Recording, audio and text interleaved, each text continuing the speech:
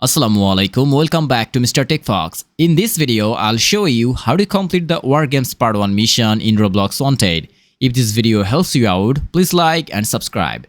To finish this mission, you must complete 3 specific tasks. Hack 1 secure crate, open 10 military chests, and get 10 kills inside the military base.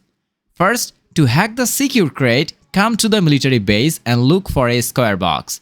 Hacking it takes about 10 minutes, so it's best to avoid any trouble during this time. Completing this successfully will clear your first task. Next, you need to open 10 military chests. Just look around nearby, find this chest, and open 10 of them to finish the second task.